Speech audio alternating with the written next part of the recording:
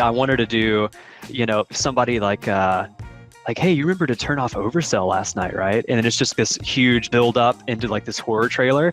And they're going to be like, I thought you turned off Oversell. I thought you turned off Oversell. And then it's just going to be Inception, like, brrr, brrr, when people realize that their hotel is oversold.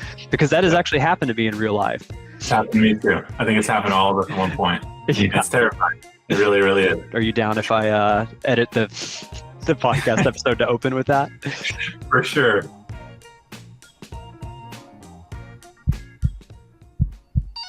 This summer, a story so disturbing, you won't believe it. Hey, you remember to turn off Oversell last night, right?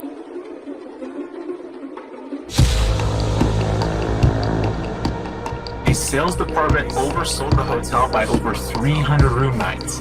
I thought you turned off Oversell.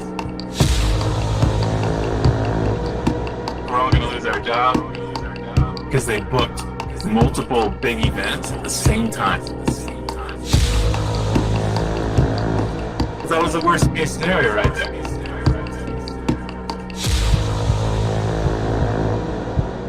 The oversell.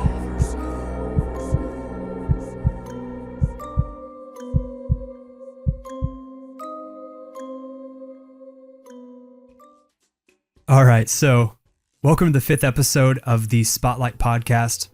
And I don't know, if you're a revenue manager, have you ever experienced that before? Have you had like the horror movie moment where you log into your PMS and you realize you are oversold by maybe more than 5 rooms, 10 rooms, 20 rooms? I don't know. It's happened to me. So in this final episode here of the podcast, we are going to talk about overbooking. Obviously, overbooking is a really hot button issue. Some hotels just straight up don't overbook. And some are really big advocates of overbooking. I think that a effective overbooking strategy is certainly a part of any successful hotel's revenue strategy, especially when it comes to executing more and more consistent perfect sellouts. So let's think all the way back to episode 1, and I don't know if you remember this moment, but it was when I was asking John to draw his booking curve, and he said this. And of course, like any good revenue manager, I want to oversell. So there, John was talking about his ideal booking curve for a sellout night, and this was one of those key factors that he mentioned. And the reason why we've waited so long to address overbooking is really that it's so different from everything that we've talked about so far. Because an effective overbooking strategy is one of those areas where you can have all of the best data in the world, but if you don't have the buy-in from your team, these strategies are going to flop more often than they succeed. So Connor and I, we talk about this here in just a little bit, and Connor does a really good job of explaining it super eloquently in the second half of the interview, so be sure to stick around for that. And you'll get to learn some of that secret sauce that they use there at Top Line Revenue Management to get that buy-in from their teams. And especially pay attention to what Connor says is Top Line's #1 KPI that they use with their clients, because it ties in great with that theme of building rapport with these revenue teams. But first, let's go ahead and start off here with some of that data, and then we'll end on some of those soft skills that we mentioned earlier. So why is overbooking so hated? All it is simply booking a few extra rooms to offset that inevitable cancellation volume that we experience on these high occupancy nights. But why is it so polarizing? We've all heard horror stories of angry walked guests or 300 room oversells, and if I really had to guess, this is probably where that fear is coming from. I personally have had to walk guests a few times in my life, and while it's a tough conversation to have, if you have a good, well thought out strategy in place, it doesn't always have to be a nightmare. So here's the truth about oversell. A lot of us in the revenue management world say that we have an oversell strategy, but secretly, we find it really hard to actually implement one. We know that it's necessary to reach our full potential, but it can cause a lot of headaches and strife if we don't really have that communication piece in play with our on-property teams, and we don't have that buy-in with our ops teams. So let's start by talking about sellout efficiency with Connor, because sellout efficiency is one of those hard metrics that you can use to really identify if you need to implement an overbooking strategy at your hotel. Let's start by defining sellout efficiency. Sellout efficiency is basically just a measure of how often you execute perfect sellouts versus how many opportunities that you're given to sell out. So, how do we calculate sellout efficiency? The easiest way to do this would be to simply export your on the books report from a solution like Business Intelligence. What you can do is navigate to your hotel's day-by-day section and export your data for a sizable time frame. So I would do something like the past 6 months, 12 months, maybe even the past 18 months, and then analyze that data and look for dates where you reasonably could have sold out but didn't. So this could be any night where you got above 95% but didn't sell out, maybe got above 97% and didn't sell out. This is what we call a technical sellout. You may have heard that term before in the revenue management world. A lot of times you hear technical sellout, especially as it relates to reimbursement for point stays, but it's also a really important metric when we're calculating things like sellout efficiency. So take all of those nights where you actually hit a true 100% perfect sell. That's going to be your numerator. Then divide that by the number of opportunities where you could have sold out. That'll be your denominator, and then calculate that. And you should have a percentage. It'll be something like 30%, 50%. If you're really doing well, it might be 75% or higher, but this is your sellout efficiency. There is no right or wrong number with sellout efficiency. Keep that in mind. It's not that above 50% is good, below 50% is bad, but take a look at the number, and if it surprises you, especially on the low end, keep in mind that this is usually a really, really good indicator of hotels that would benefit from implementing at least a modest overbooking strategy. Here's what Connor had to say about this. I love having this conversation, especially with new hotels. I love it. Because if I'm having the conversation of sellout efficiency, it's likely that they have so much opportunity to sell out and they're likely doing really well. And it's also likely that it's not really a low-hanging fruit item to me, right? It's a incremental gain opportunity. Mm-hmm. And it's a big one, but it's an incremental gain. It means the hotel's already performing well. You got all these opportunities to sell out, and now we're just going to take it up a notch, okay? So I start this conversation commending them for what they've already done. And every time we see 100%, a perfect sell, we're celebrating it. You know, it's as simple as in the email, hey guys, we hit 100% woohoo, send an emoji, send a meme, whatever to keep them happy, give them a little boost of dopamine, right? We're always celebrating the little things. And then when it comes time to have this conversation, say, guys, look, your sellout efficiency is 50%. If we can get that to 75%, just 75% by implementing some oversell strategies, which we're going to do in baby steps again, you're going to make so much more money. You're going to hit your budget that much more often. It's going to be wins for everybody. It really, really is. Mm-hmm. So I agree with you. I love running a sellout efficiency report and then taking that approach. It's great. Makes me happy. Yeah. All right. So that whole part of the interview I thought was awesome from Connor, especially one of the things that he said kind of right at the beginning. So he mentioned that if you're running that sellout efficiency report, it's probably a good thing because that means that you have all of those opportunities to sell out there in the first place.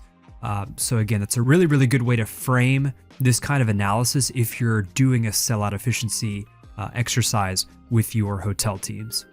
And then next up, in this next part of the interview, I know that this whole podcast season has been all about doing a deep dive on the data. So in kind of this twist of irony here, we're actually going to end with some of those soft skills that I mentioned. And here's some of this secret sauce that they have there at Topline. I wanted to ask Connor, what are his secrets for getting buy-in from his hotel teams when he knows that it's time to implement an overbooking strategy? So here's what he has to say about that. How do I win them over? Like, do you have any thoughts there about like your philosophy on overselling? Yeah, and it's going to sound kind of ethereal here, but our biggest, I guess the number one approach we take is hotels. They hate it. I mean, they just do. And so the only way you're going to convince them to oversell the hotel, which is super necessary for their own benefit, right, is for them to like you. Okay. So our number one KPI at Topline is, do our hotels like us? As weird as that is, we're totally a data company and we're totally into revenue management and the traditional KPIs. But number one, nothing else falls into place when it comes to oversell strategy until your hotel likes you and they trust you. When they like you and trust you and know that you're actually looking out for their best interest, they're willing to try something that they've been stonewalling against with former revenue management companies or whatever it may be. And the other part of the equation too is we know that cancellations are inevitable. They just are. Okay. So our philosophy here is overselling is a way to plan for the inevitable. And if you're not planning for the inevitable, you're going to fail. Right. Pretty simple. There's nothing really groundbreaking there. But when we step into a hotel that has cancellation forecast or overbooking, I should say, turned off entirely, we need to change that quickly because it has a massive impact on revenue when you miss 2 rooms a night.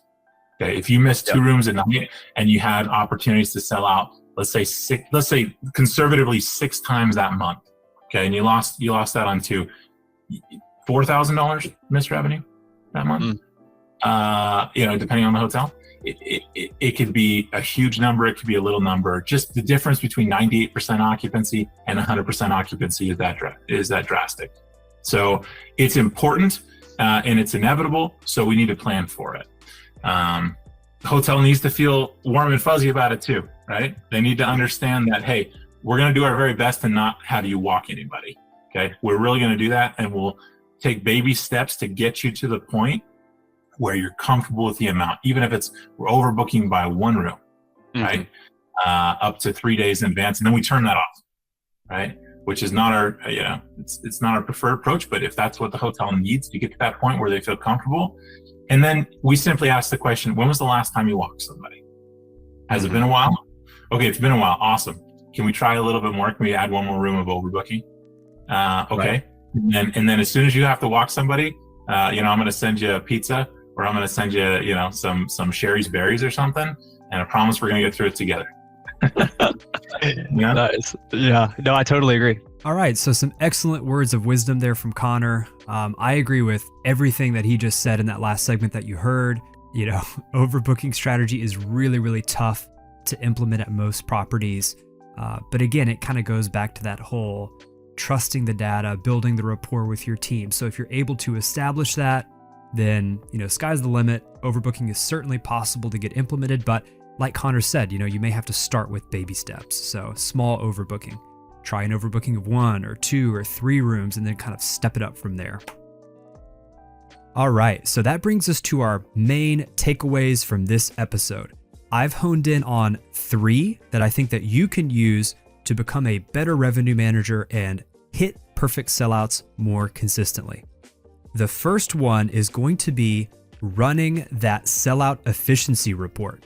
So you learned how to do it earlier in the episode, but definitely take the time to do it and find out what that number is.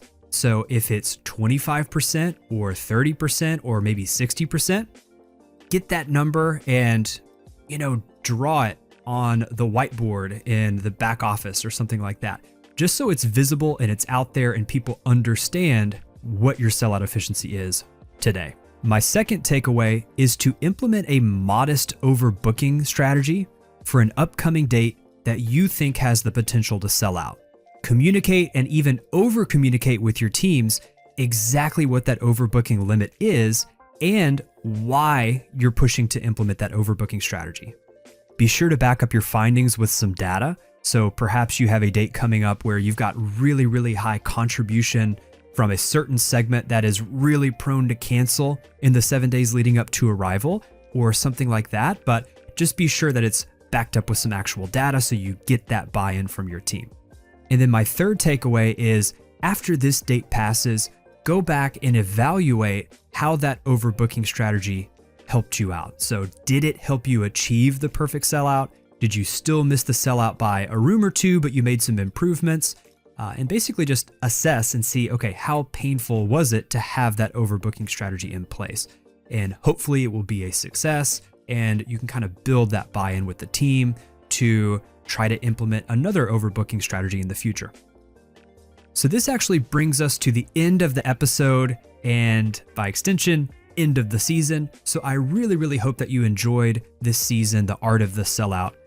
It was a pleasure to make it, so I'm thrilled that anybody listened at all. So if you did listen, be sure to stay subscribed, because we do plan on rolling out a second season here within the next couple of months, which will cover artificial intelligence. And again, if you liked anything that you heard, or you want to see some of these products in action, be sure to visit us at mylighthouse.com/podcast demo. Thanks again for listening. It's been a pleasure.